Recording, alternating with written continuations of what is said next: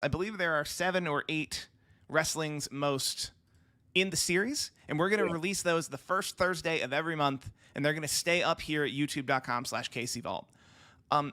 Sean, how did the Wrestling's Most series come about? There was a show on VH1. It was a countdown show. They would do, I don't know, most controversial songs or whatever, and it was a countdown show hosted, well, not so much hosted, but with celebrities commenting on the countdown. They didn't only do music; they actually did like 80s TV show countdown and movies. So they would have performers from the pop culture era that they were discussing come on and do the countdown and comment on the items that were coming up in the countdown. So we said, well, let's have a wrestling one. And the way we were able to do it was we would shoot, because we were shooting, I mean, at one time at our busiest, we were doing 18 full-length shows a year. I think that was the most stocked our release calendar was. So we have people coming through all the time. I love the 80s. Thank you. That was Salvatore threw that up there. And then that team eventually started out. They did a thing called Best Week Ever, and it was the same team. Oh, really? That people liked that. Like, I would call it their content farm. That it's like, let's do a decade show, but then let's also do just a weekly week in review show. Right. It's just talking heads. Like back when a million people would watch something like that on regular TV every week. Right. So we figured, let's do a half-hour show. Let's do it, or were they an hour? I don't know. You guys will tell me how long the Wrestling's Most were. I think maybe they were an hour. So rather than the regular 2-hour shows or the 90-minute shows, we'll do a short 1-hour show where we did Wrestling's Most blank. So it would be Wrestling's Most Controversial Moment, Wrestling's Most Awful Angle, Wrestling's Most Awesome Manager. So we would put it out to fans on our website, and they would vote. They would get like 3 weeks to vote. We would direct them there. So the countdown was legit. It was entirely fan driven. So at the end of those 3 weeks, whatever the results were, that was it. It went out, and then we got to sit a talent down and do the countdown with them. And we would do it usually after. We do one of two ways. After a shoot, like let's say we did a Timeline Fit Finlay, we would shoot the show and break, change camera lighting, put up the green screen, and read him the countdown and get his reactions to the countdowns. And so with Fit there, we would do one whole season, which I think it was 4 per year we would release, 1 per quarter on the calendar. So we would do the 4 countdown topics and have him react to the 5 in the countdown. The other thing we would do is we often shot shows at conventions. So we would leave a day or a portion of a day with the Wrestling's Most setup in the corner. We'd be doing timelines and U-shoots over here, but we had that over there.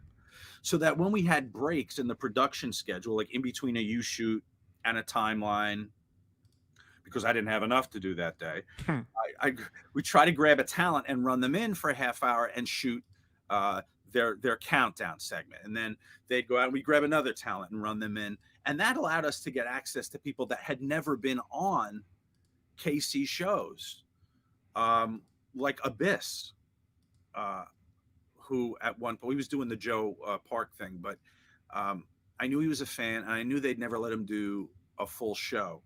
So, but we were able to run him in and get the countdowns for him. So he was able to appear on a KC countdown show. So that's how we did those.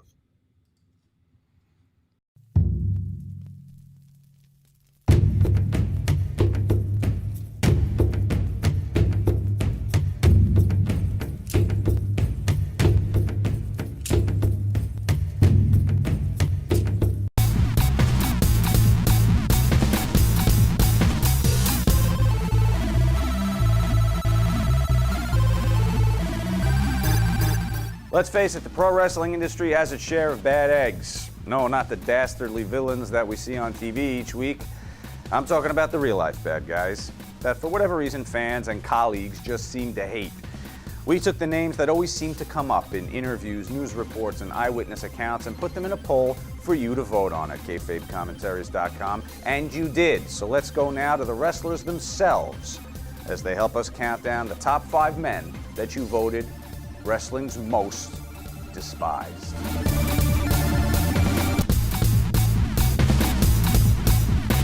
You know, we'll never know for sure whether Jose Gonzalez actually did or didn't murder Bruiser Brody in cold blood. But one thing's for sure, wrestling fans have made up their minds, and he's guilty of being the number 5 most despised man in our countdown.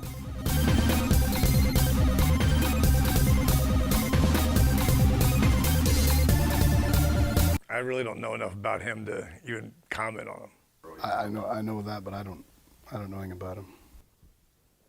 I don't know him. I don't know much about him.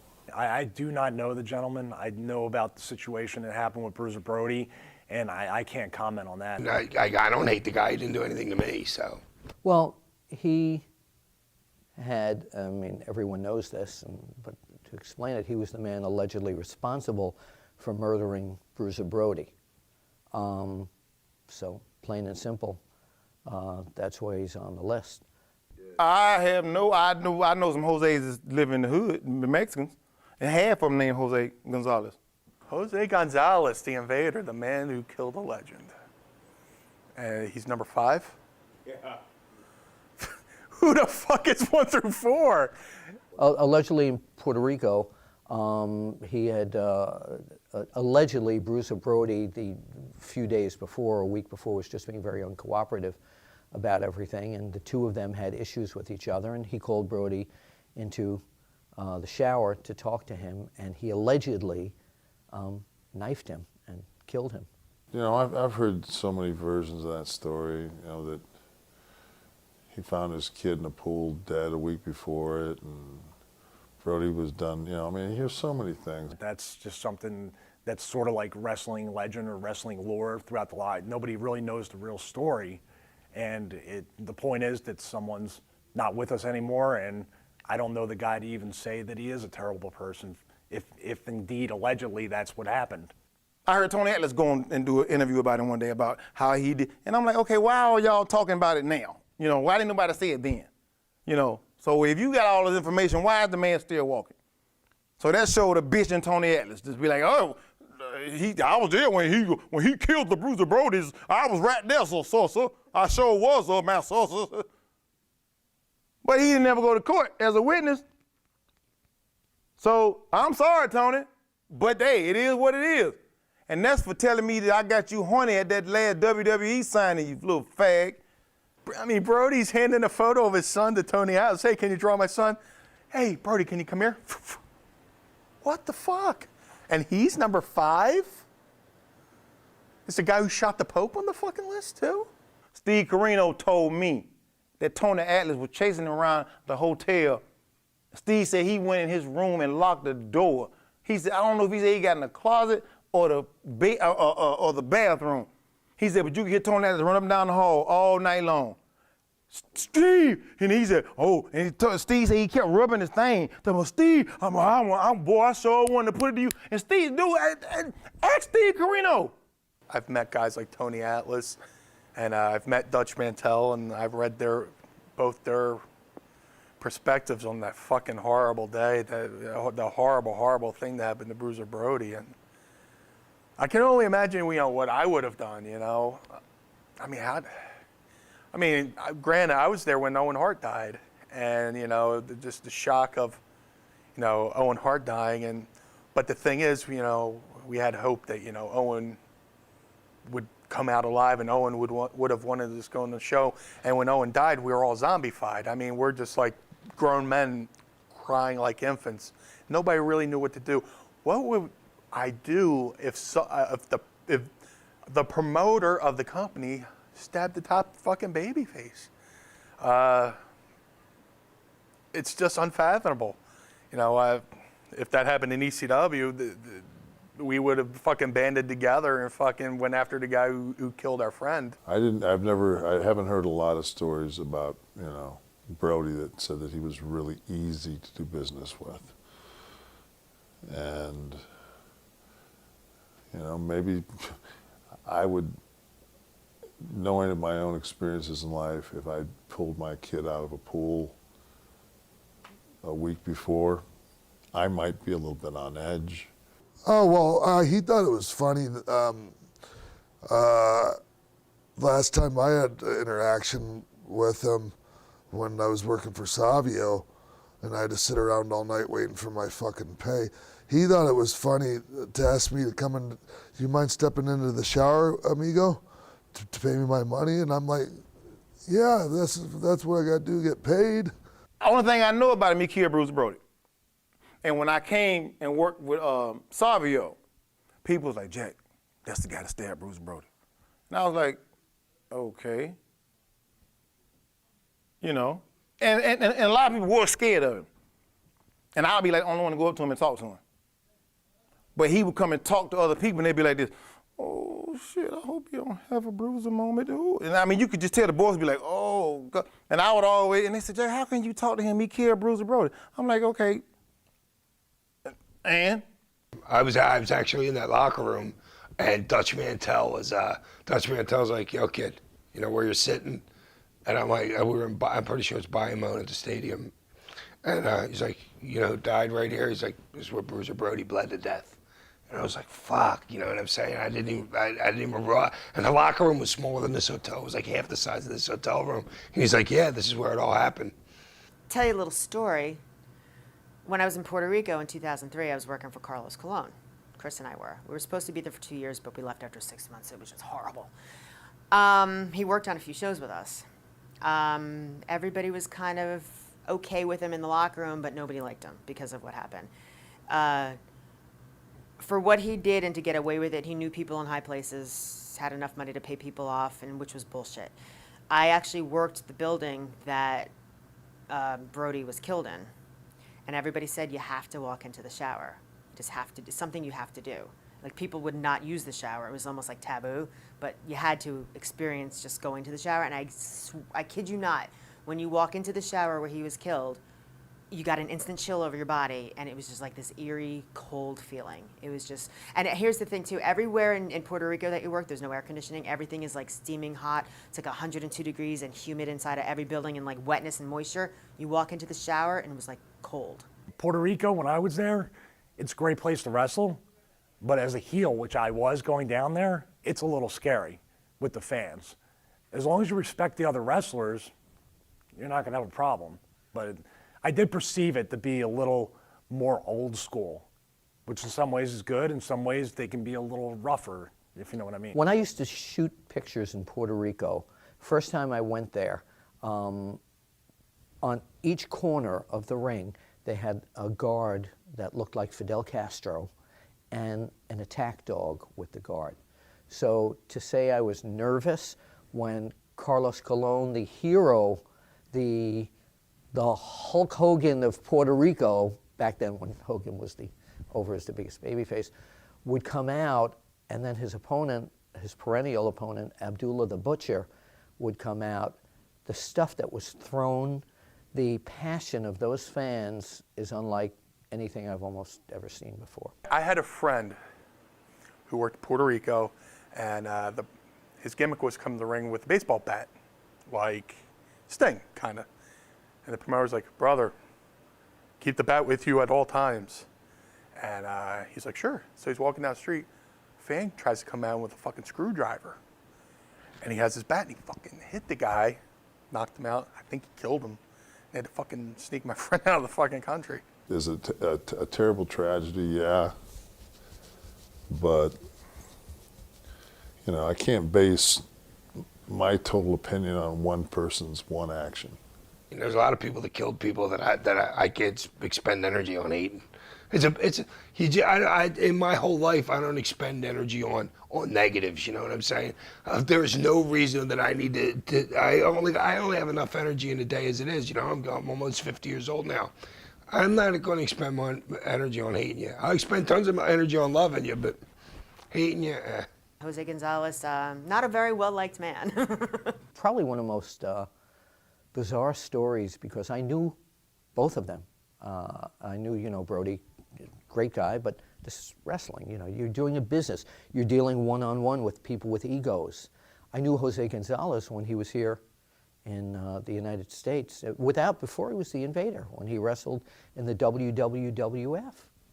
He was a nice guy back then, but you never know what makes a person snap. Oh, gosh.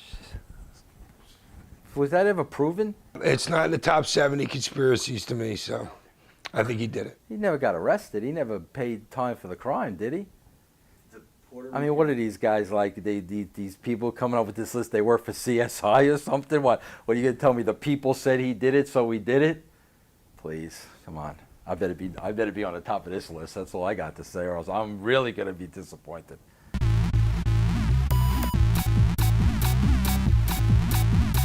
We've interviewed many wrestlers here at Kayfabe Commentaries, and the one name that always seems to top that list when discussing people in the industry that they hate is also the name of the man that you voted number 4 most despised. Just so happens that he's also the man whose job it is to fire most of the people that we interviewed.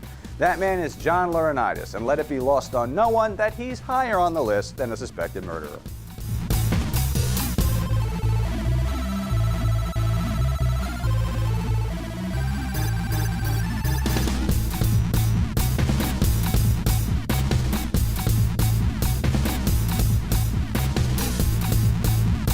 You know what? I don't get that. People don't like him? I disagree with that one completely. No, I don't see that. The people hate John Laurinaitis? I find that hard to believe. Hated. Oh yeah, he's fucking up there, dude. With even amongst dear friends of mine that I'm not gonna name names. Starts with an H. He's a butt licker. He's a big liar. He's pathetic. I've never worked for John Laurinaitis, so I don't get it, okay? The John Laurinaitis that I know and knew is not the same guy that would be on the most despised, most hated list at all.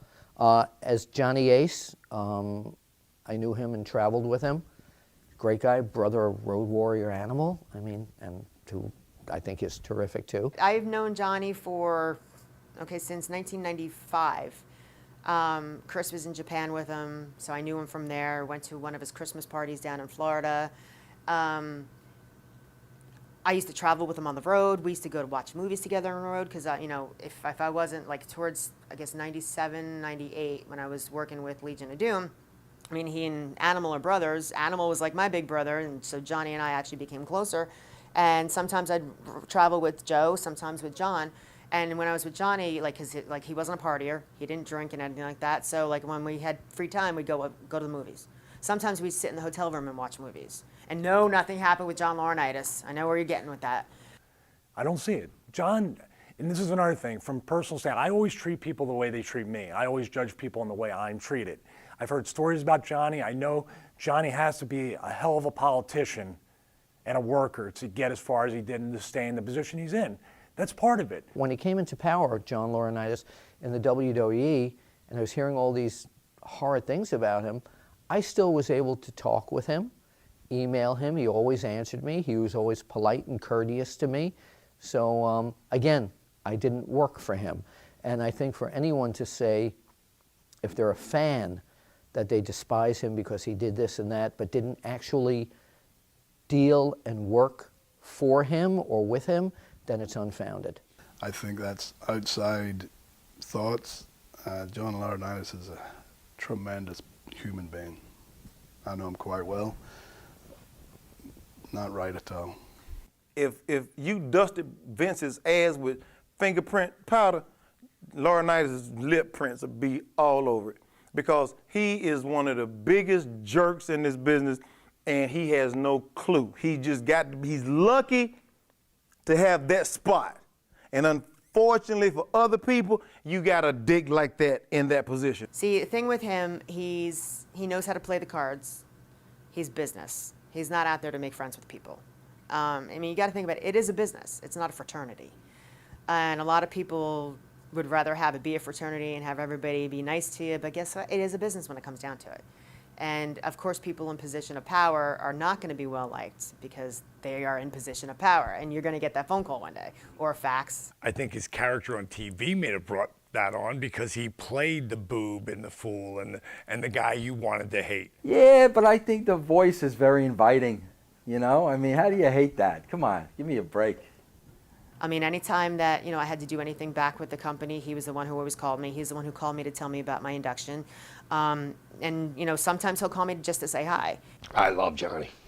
Johnny was great to me the whole time I was up and do anything that I needed. Johnny was awesome with me, so I never have a bad thing to say about the guy. The guy was cool as shit to me. Johnny Ace was always cool to me. When the whole JBL thing happened, he made sure things were right with me. He made me and Bradshaw go in the room and talk out our differences. Once they brought me to the SmackDown, and just for the fact that when the JBL thing happened, Johnny Ace comes up to me and goes, "Why are you bleeding?" It's like, "Well, JBL just shot him." He's like, "What?"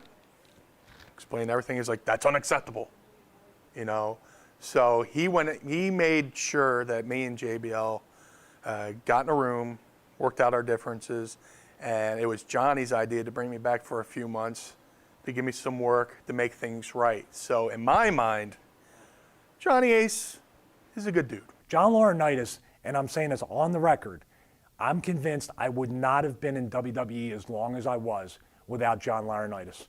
John Laurinaitis was one of my biggest supporters.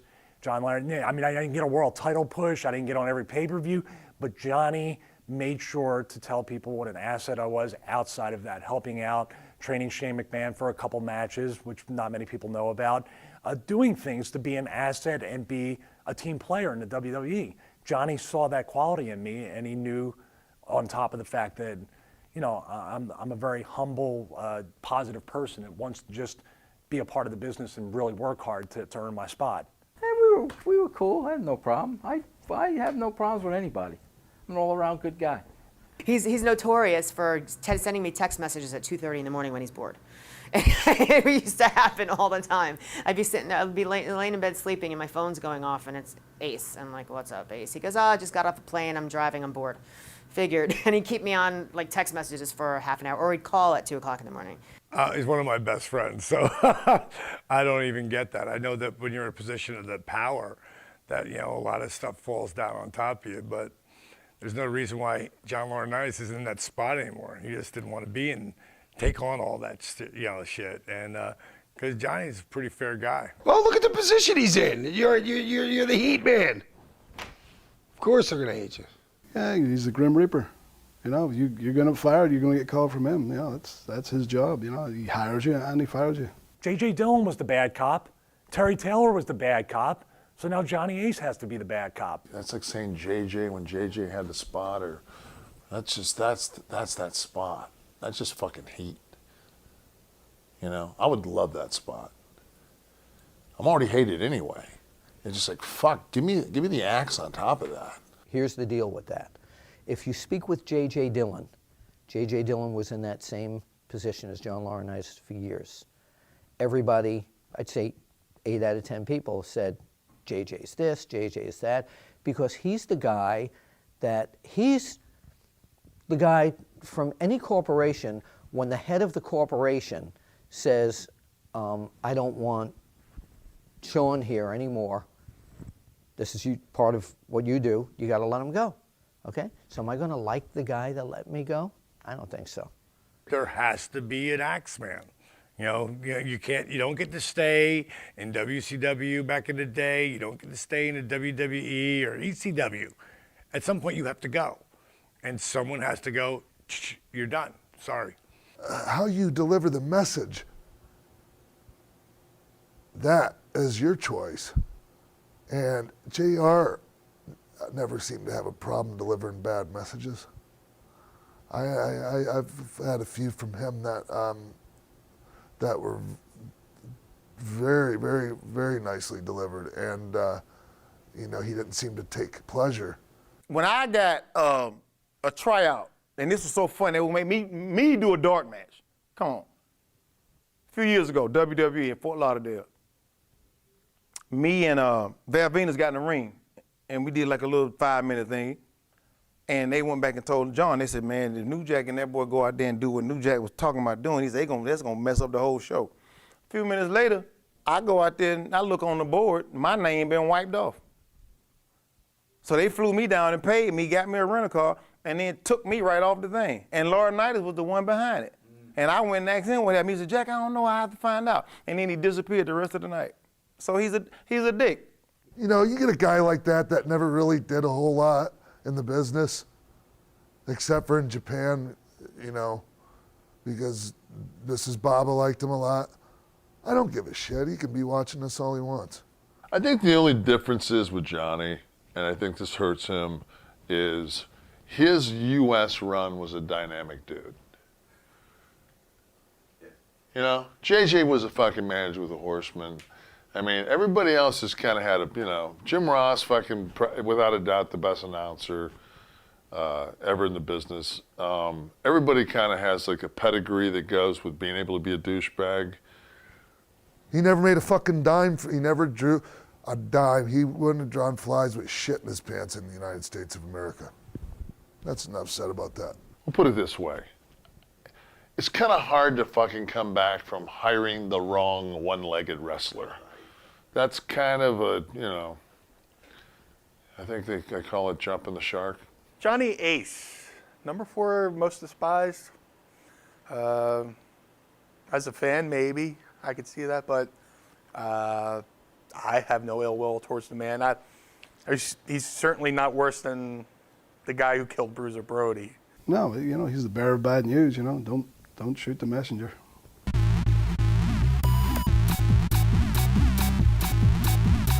One of the darkest days in the history of the wrestling business occurred when one of the most respected men in the business became a murderer. And we learned that Chris Benoit had killed his wife, his child, and then himself. Because of that, you voted Chris Benoit the number 3 most despised.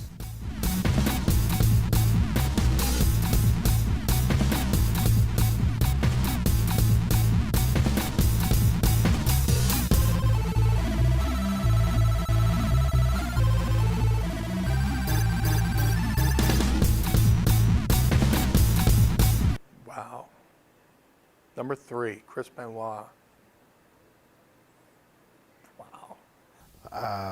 Wrong. I think that's a misconception of what he actually did, but within the business, I think Chris was very well liked and respected. Most people would just like to forget that name existed. I hate him. Hey, Nancy was a friend of mine. His kid was a friend of mine. You know what I mean? But I don't know what the fuck happened there. No, I can't hate Chris. Really? I just can't do it. No. That's tough. I don't know how you.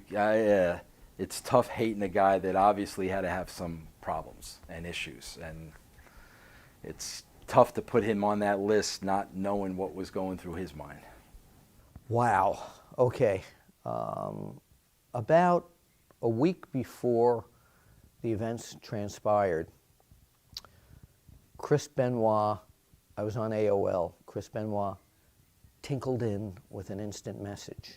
Hi, Bill. Oh, hi. How come you're not working for WWE? Do you want me to talk to somebody? I said, no, I've had some offers, et cetera, et cetera. He said, well, I'm sitting here with Daniel on my lap. We just wanted to say hello. I don't think there were so few people that knew Chris. I think the only person that could answer that question is Eddie, and Eddie's not here. Because I think they were the only two that had that kind of a, and I think Steve to a degree. I think Steve Regal had some closeness with Chris. Maybe people despise him for what he ended up doing, and I'm not going to defend him in that. I don't know reasonings behind it. Nobody does, but I liked him. I would say before the incident in Georgia, Chris Benoit could have did anything he wanted to do. And in wrestling, you've experienced it. You've heard stories from other people. Wrestling, summed up, the bigger push you are, determines the value as a human being. So me, personally, where I was and putting people over, I was kind of treated like I was not a very good human being. Chris Benoit, obviously world champion, treated great. So the shock of this incident that happened, which I was there in Corpus Christi, Texas, or I think it was Corpus Christi, when the news broke and we didn't even know if he did it or what happened. Hated? Well, hated only because of how his life ended at the end, but up to that point, he was one of the most loved guys in the business. And, for people who don't know and, hate Chris Benoit, you also need to know that when his father had his brain tested and sent it to whatever university, his brain came back as the brain of an 85-year-old Alzheimer's patient. And if it's an 85-year-old Alzheimer's patient, I'm not saying that just to forgive and forget, but at the same time, when you're an Alzheimer's patient, you're 85, and you go, they don't know what they're doing. And I know that Chris didn't know what he was doing over that period, because I knew him, well enough to know that he wasn't that guy. I think those who knew him and I think even those who didn't, obviously dislike what he did, but I don't think their actual feelings for him as a friend and a workmate have not changed. I mean, he murdered his family. He murdered his young son. He murdered him. He killed himself. It's insane. It's still hard to actually, for you or even anybody in the business to actually come to grips. In this desensitized society, people are still saying, my God, I can't believe that happened. I didn't want to believe it when I heard what happened, And this was before that whole thing aired on television and everything and all that. And like, even people in my family that didn't know, it was like, it just sounds, a mother would never hurt her child. Like it had to, like everybody was saying it had to be that. I didn't want to believe it. I don't want to believe somebody I knew for 16 years and liked, considered a friend, could be that much, could turn into that. Because I truly believe that he turned into that he was not always that person. Yeah, we thought they just had the house built, and we thought, oh, it was gas leak or something like that. Then the crazy conspiracy theory stuff came out. Even somebody said Kevin Sullivan did it. And I mean, you asked him about that. Val Venus came up to me, and Val's out there with me. We both talk about 9/11 and all this stuff, but I remember Val coming up to me and saying, "Hey, bro," he goes, "I heard he did it." I was like, "Come on, are you kidding me? Did Chris murdered his family and then killed himself?" I just saw him like 2 weeks ago. He seemed perfectly mellow, and he's intense, but for him mellow. and he seemed, why would he do that? He loved his kids, loved his wife. He always talked about them. So that's what made it for me like, wow. We were talking about the concussions and stuff, you know what I mean? And obviously he was doing a lot of juice. You see how he looked bad, he was looking thicker and more Wolverine-ish. There's a reason they put the strap on him, because he looked so well right there, you know what I mean? But he was jacked, ripped, cut, chiseled. But who knows what the fuck happened there, But no, I have a hard time hating a lot of people. It's not in my vocabulary a lot. When I first heard of Chris Benoit killing his family, I thought of Andre Waters. I'm a huge fan of the Philadelphia Eagles. And a year prior to that, Andre Waters from the Eagles had, committed suicide because, many concussions, depression, sleepless nights, and he went and blew his brains out. And I was like, Jesus Christ, the concussions got to Chris. Well, I'm not a doctor, but I really don't know. I mean, I never knew he had all those concussions. I didn't know he had that. Chris was Chris since the day I met him. He was a bit of a loner at times, but no, there was no signs of that. Chris was always kind of a loner. He was an intense dude, But he was nice. He was quiet. They always say it about that guy, don't they? I got put on a TV show with CNN Live that they didn't air because Vince was supposed to be on it. And everybody embraced him to say how great of a wrestler he was. And they was talking about the reason he had brain damage was because of taking chair shots in ECW. I said, he broke his wrist 3 or 4 times. I said, let me dissect this tape for you.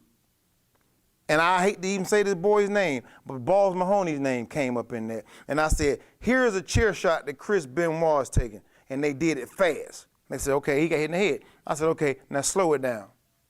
And the chair comes and the hand comes up. Damn. All right? I said, now here's Balls Mahoney hitting somebody upside the head, and that boy wore that damn chair like a hat. And he bent the chair over his head. I said, so don't come to me talking about he had brain damage from that crappy ECW wrestling when he never got hit in the freaking head. I still got brain damage to this day from when I cracked my skull. So I know what brain damage is, all right? But that crap that Benoit did, no, bro, that don't sit well with me, and I'm not one to, it ain't nothing you can show. He could be out kissing babies. He don't give a damn. Look what he did. I hate him. Everybody would like to forget all the bad shit, you know, and just remember the good shit. But, I mean, it wasn't like this guy was a bit player in the wrestling industry that happened to kill his wife and child. He was a world champion at one time and really high up in the industry, you know, and somebody I considered a friend. I had a friendship relationship with Chris and Nancy.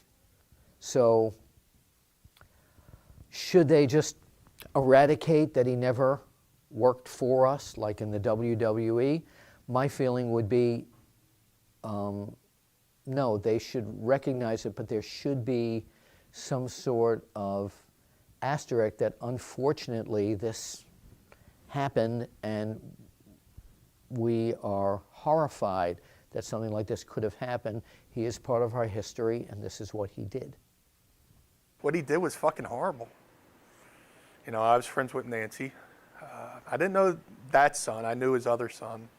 And when I say no, his son, he would bring his son to the TVs and stuff. But fuck, my first night as the Blue Meanie, Nancy painted my face, you know. She would laugh at my laugh, you know, when we'd be in the locker room. Somebody would say something funny, and I would laugh. I have this cackle when I find something really funny.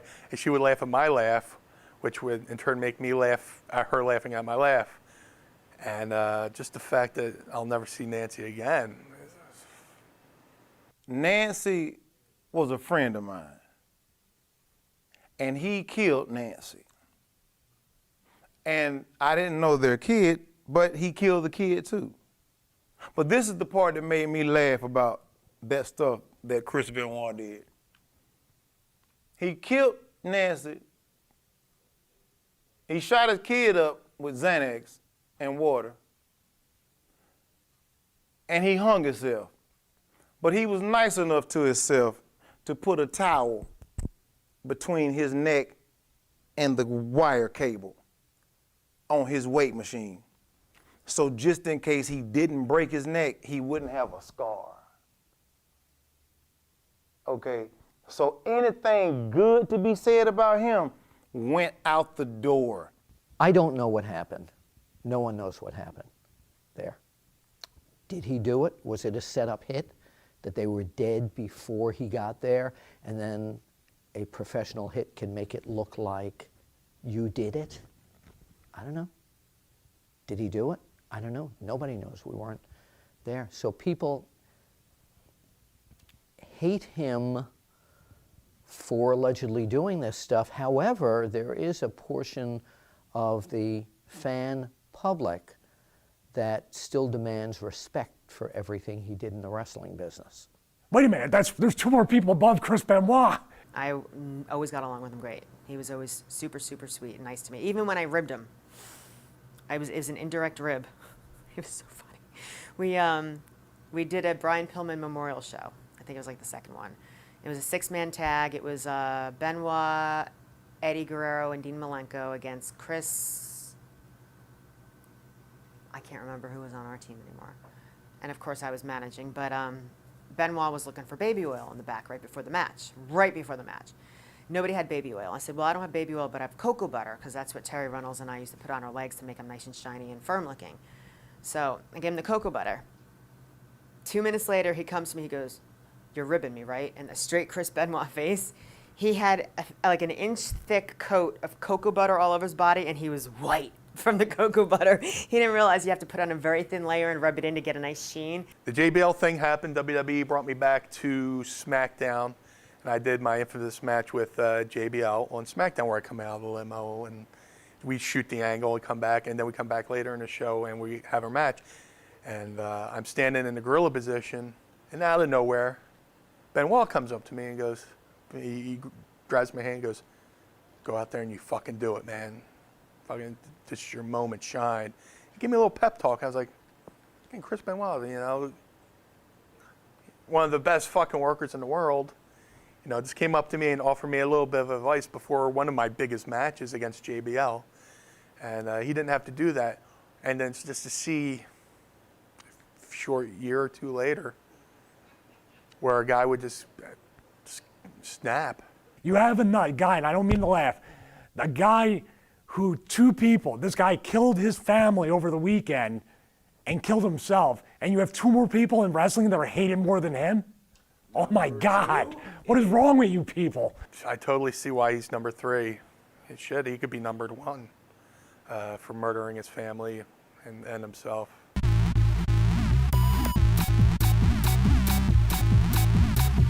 So far, we've got actual murderers on the list. But what's worse, killing a person or killing an entire industry? Some people feel the man you voted the number 2 most despised did just that in the early 80s. And by putting him above guys like Gonzalez and Benoit, I suppose we have the answer to that question. The number 2 most despised man in wrestling, as voted by you, the fans, is Vincent Kennedy McMahon.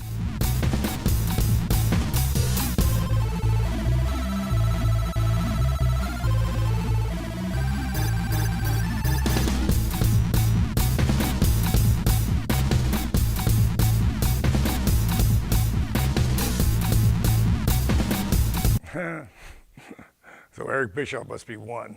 God, I mean, I love him. Vince is probably despised, but Vince is a pimp. Vince is the biggest pimp on record in the world. The ring is the track, and we the hoes. I guess his name's going to be on that list because there are so many people out there that just cannot fucking look in the mirror and take responsibility upon themselves for their shortcomings and their failures. Whether it's Shane Douglas, and I love Shane as a person. He's like the emperor, you know, and he does what he wants and what he thinks. He listens to a lot of people's opinion, but he does whatever he wants. I mean, he's a billionaire, and people are going to despise him. It's like, do you really think he gives a shit? And I mean, he don't give a damn about nothing but his bank account. That's it. He don't care. He don't care because he know when John Cena die, he'll make another one. See, that's, you know, I kind of fall a little under that Vince McMahon syndrome because do you hate the guy or do you hate the character? I mean, everybody hated the character. If you know the guy, and probably very few people on that list do, he's not a hateable guy. I mean, I don't think there's much to hate about Vince. I mean, you know, sure, he's got more money than me, and he's got things that I'd like to have, but that doesn't make me hate him. I guess if you're a horse and the guy that rides you goes to the whip a lot, I guess it depends on your payday. Vince was cool with me. But hey, when people hate Donald Trump too. When you're the best, when you're at the top of the heap, people are going to hate on you. I can see how some wrestlers, and these are wrestlers, and even the fans can think that it's the right thing to do to hate Vince McMahon because obviously he plays an evil character on TV. Obviously, he's a ruthless businessman, which is an extension on TV of what he really is. He's ruthless. He has to be ruthless, and he has to be competitive at his core, like a force of competitive nature, like Tim Tebow, even though one's the devil, one's Christian. They say shit about Vince because they're no longer there making money. And it's his fault because he was too stupid not to see so-and-so had, you know, the ingredients all along, and if only they would have just pushed him a little harder, he would have been the next Stone Cold or the next Rock. You know, that's what all these fucking guys think. Same thing as Johnny. I mean, position of power, sure you're going to despise him. I think, again, like John Laurinaitis, if he's fired you, you might have something against him, but I mean, the man has made people a lot of money, and he looks after everybody. I mean, he's opinionated. It's his business. He rules the world of wrestling. But no, I don't see how anybody could, after working with him and earning a lot of money from him, that you could hate him, despise him. To me, that's wrong. You can say what you want about him. The cat did something that he almost failed too. You know, again, he was at the end where he was pulling all the strings together and, you know, made it happen at the last, you know, possible minute. And, you know, you say what you want, but he makes shit happen. I was his golden girl. He always treated me fantastically. And every time I've gone back, I get the same respect from him. And he's the best boss I ever had, really is. When your hoe done got so many miles on her little snatch, they push him out the way and bring in some new hoes. And whatever Pimp Master Vince say, you go do it. Please, Mr. Vince, I'll do anything for you to keep my job. Mammy. Thanks, Vince. Thanks, dude. You gave me a great career. I got paid to see the world on your dime. You gave me a chance to give my grandmom the last 2 years of her life. But I would like to work elsewhere.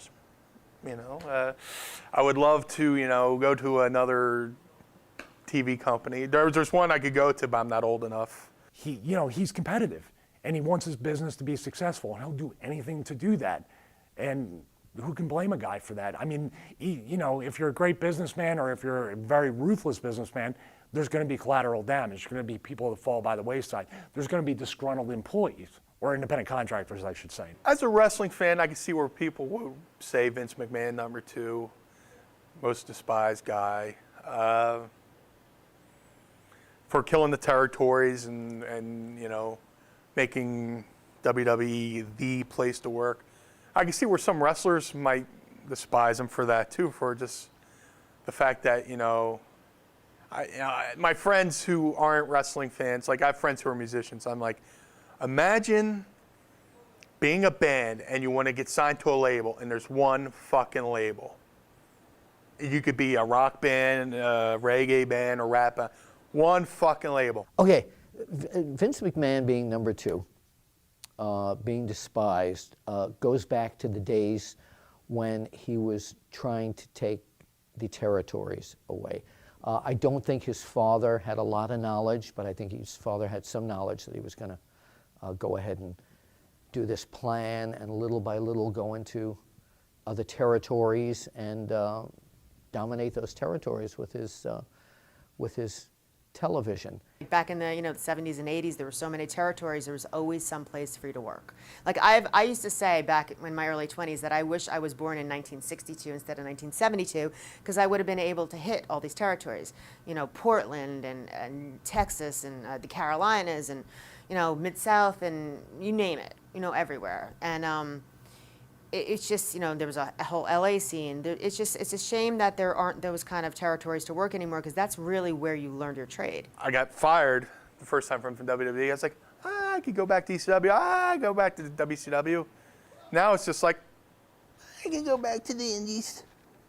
I think a lot of those the territory owners put out of business, but that's just business. I mean, if you own a car shop, you're trying to put the other car shops out of business. That's just the way a cookie crumbles. With territories, you learned on the job. I mean, I was lucky enough to be, for my first company to be Smoky Mountain. That was like the last of the great territories. And I was never put in a wrestling school. I was never taken aside and taught before I went on camera. I learned on the job. Immediately, I was put in front of a camera and given promos to do. I had 12 promos to do my very first day of filming. And it was, I just rolled with it. People who know him from that era in the business despise him because of the way he did that. But this was his plan to domination. It was just the way things were going to happen. If it wasn't Vince McMahon, it was going to be someone else, because just the way television was restructuring. Vince took it all away. I'm getting to that, if you give me a second. He may have destroyed the territory business, but what did he do for, making wrestling? Because the people who don't like wrestling, they're never, no matter what we do, they're never going to dig it. But the people who, love it and understand what we do, he made it legit. He made it like, this is big business. For what he's given the business, to what, I really don't see where he's done anything but made it mainstream. We're not perceived as much, in my lifetime, we're so much less of the redheaded stepchild than we were when I broke in. You can despise him for what he did back then, but as the current person who runs this current company and people that do sports entertainment, professional wrestling, if you get in there, you're taken care of. And all these people that bitch and moan that, oh, I'm traveling, this and that, look at the money you're making, even if it only lasts a year. Look what happened. But he's also provided a great living for a lot of wrestlers throughout the years. The rehab program, which my ex-girlfriend Daphne has partaken in many, many times. A lot of people he has helped out. A lot of times I think there's still some legends that he pays, a little salary to weekly, after their tenure with WWF, WWE. So you can say all he wants. I've seen Vince do a lot of good things as well as the evil things that people always seem to concentrate on. I look at what I worked at when I walked in that door at 93 and I walk in at 2013, 2012. And look at the growth and the unbelievable conglomerate that thing has become. There's an old book on wrestling called Fall Guys. Have you ever heard of it? Marcus Griffin wrote it. And it dates back to the early days of when wrestling was still a shoot, and how it kind of, turned into fucking the mob. It turned into basically a monopoly, and to where people were being threatened physically, so things have changed a lot since then.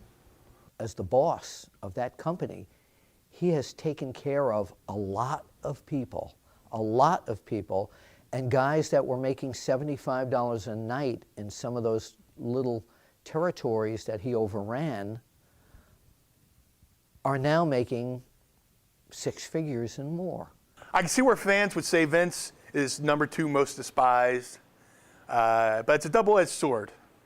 He killed a lot of places where I could work, but again, he also employed me and gave me an opportunity to make a great living. People will forever know who I am, especially now that he owns the ECW library, and I'm always on WWE Classics on Demand. But it's a double-edged sword. #2 over two murderers. I don't agree with any of them, though.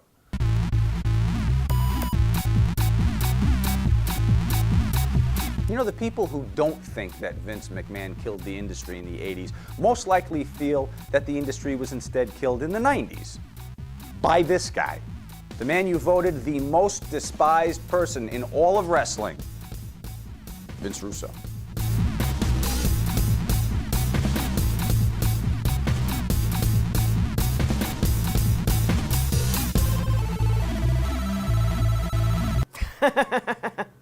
I tend to agree. Probably, and that's only my opinion. Eric Bischoff had to have been on there at one point. Really? Eric's not even on that list. Good for you, E. I didn't even fucking make top 5. Yes. Are you serious? I'm very proud of that. They're doing now. Do I get some kind of an award? Do I get one of those Pro Wrestling Illustrated little plaques? We get Apter up here. We shoot that. I'll smile. Going back, Vince Russo was one of Vince McMahon's right-hand people to change the business from professional wrestling to sports entertainment. he spearheaded, along with other people in that company, the WWE magazine, the website. Vince Russo. God, he's so fucking harmless. You know? I don't think, to me, to be despised, you have to actually do things with malice. On a personal level, I love Vince Russo. I really do. I think he's, in a guy way, of course. It's sort of like the trendy thing to pick. The trendy thing, it seems like the right pick just because why wouldn't you hate Vince Russo? What is it like, what's it called, folklore, or what am I looking for? Is that what I'm looking for? These myths get created that somehow, some way, through folklore, become true. So there's all these things out there about me that people perceive and people think, and that's how you get the reputation. It's quite entertaining to me. Yeah, Vince Russo takes a lot of heat, you know, but I really don't understand a lot of his booking period. So, you know, I understand why people, you know, they see some of their fans of their people that they, you know, grew up watching and loving, and they're doing something that's totally out of character for them, so they get pissed. So that's where I think a lot of that comes from. Fans deserve good wrestling, and I'm not saying Vince Russo gave bad wrestling, you know, because I was never in the booking meetings. I don't know what he came up with and so came up with and all this stuff, or I don't know why maybe some of the execution might have not worked out. But on a personal level, Vince Russo was good to me. He's the reason why I'm sitting here doing this interview. He's hated allegedly for killing parts of the business, okay?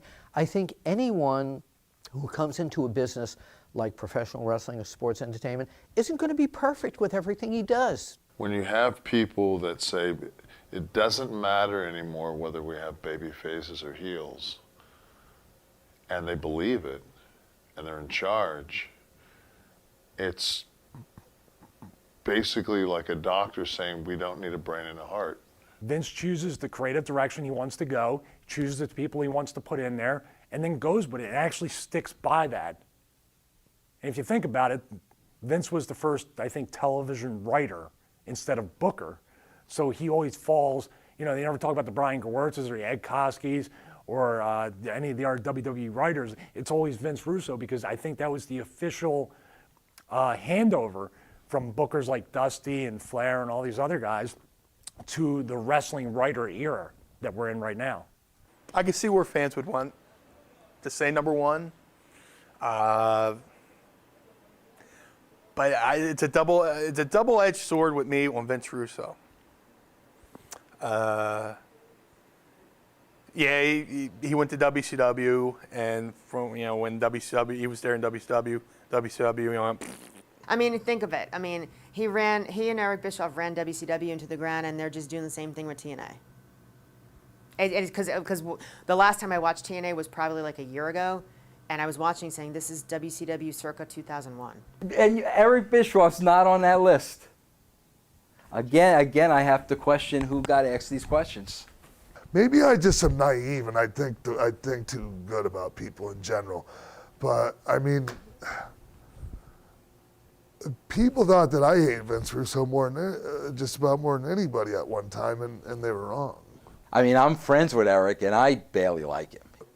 A lot of people in the wrestling business can't differentiate personal from professional, and it is tough because I take my profession very personally. But you know, I mean, Vince Russo is not an evil human being, and was not out to destroy anything. I don't think. I think he always, in his mind, thought he was doing something positive. His arrogance, his behavior, and all his ideas sucked.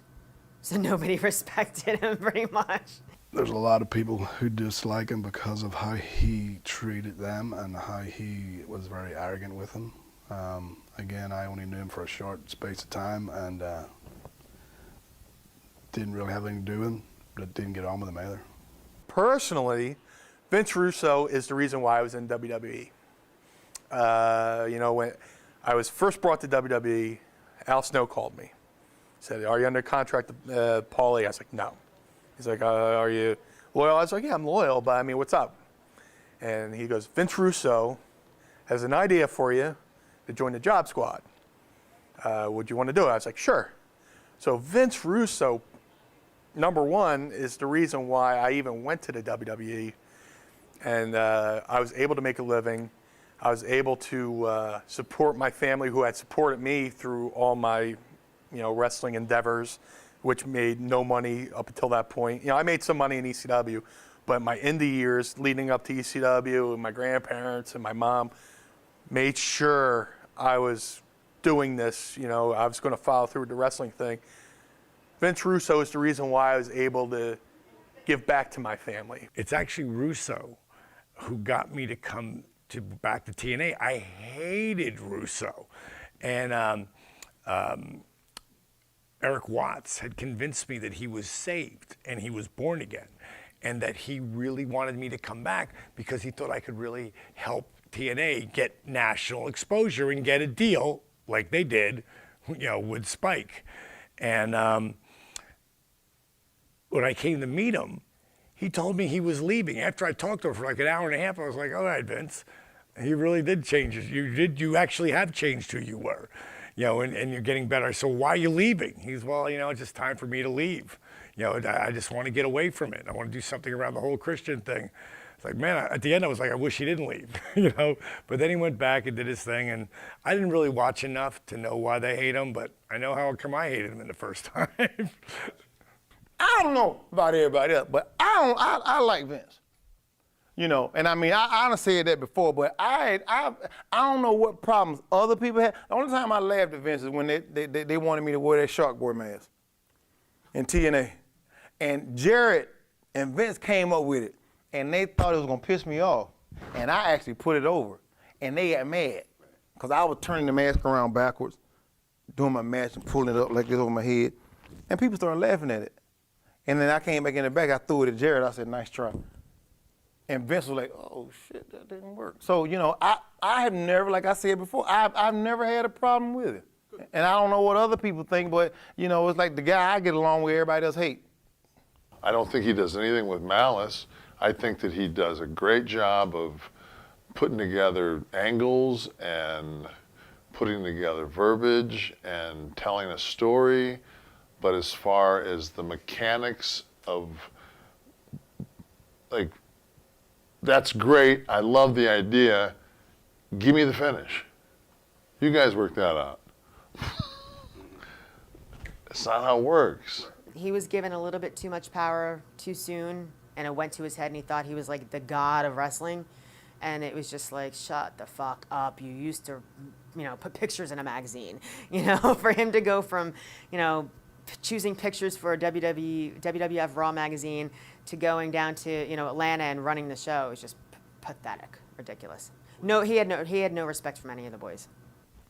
He was always cool with me. Well, and I didn't have to deal with him a lot. Only in TNA for whatever times I was down there. But not one of those guys ever gave me a reason to hate him.